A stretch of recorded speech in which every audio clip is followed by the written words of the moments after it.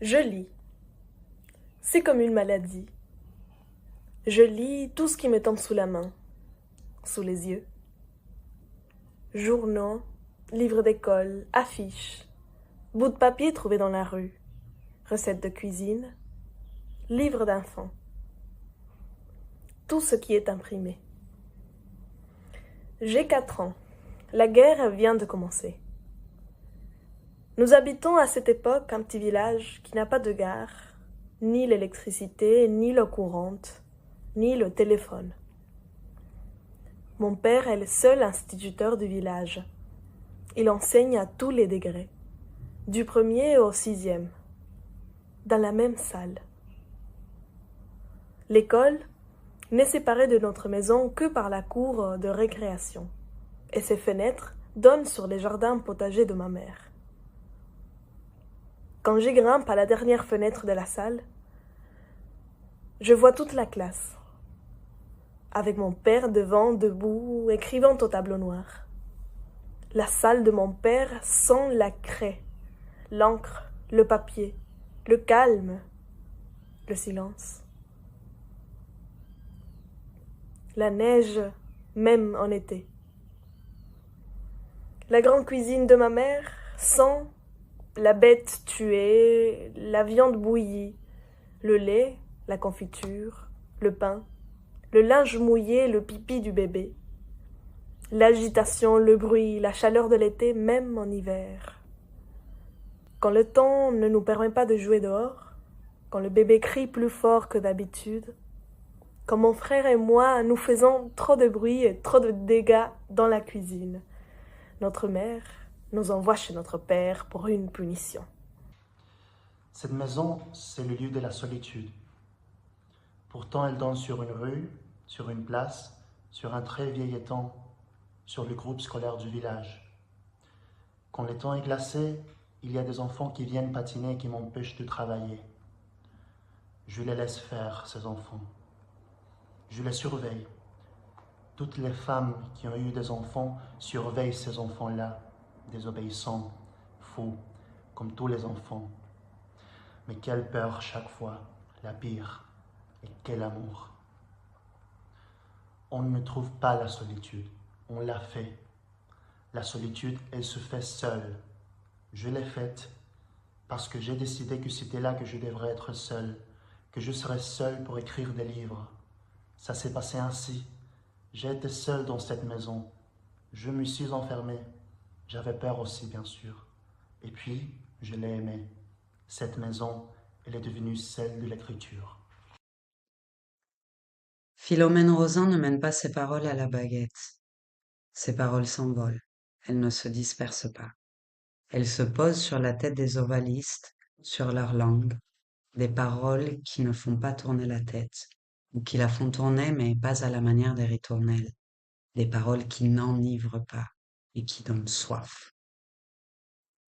Gagner davantage qu'1,40 franc, gagner 2 francs comme les hommes, même si c'est impensable, être payé au temps, pas aux pièces, et pas nourri, logé comme des domestiques, avoir le droit de s'asseoir, prendre plus de pauses, avoir une chambre à soi, ou du moins un lit à soi, travailler 10 heures et non pas 12, avoir un lit et du temps à soi.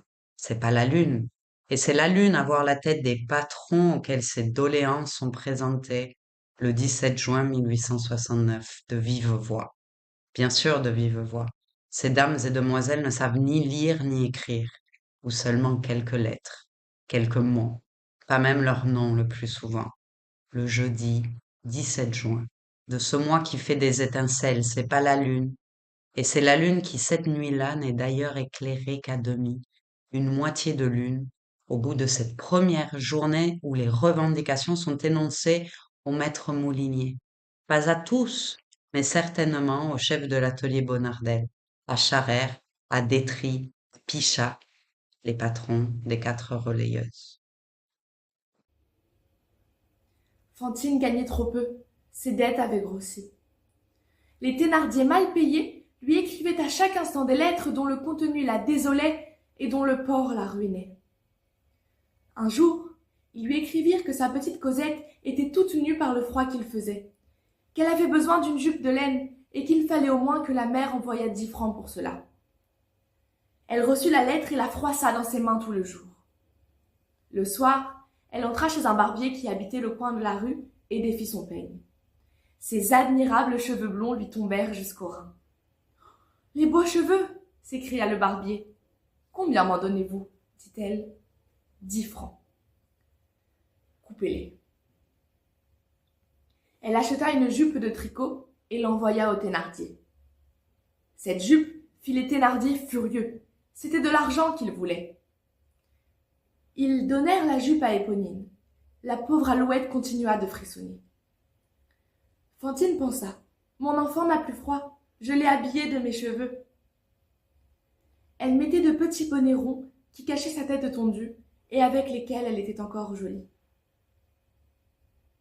Adolescente, Mathilde n'avait jamais pensé qu'il était possible d'être libre toute seule.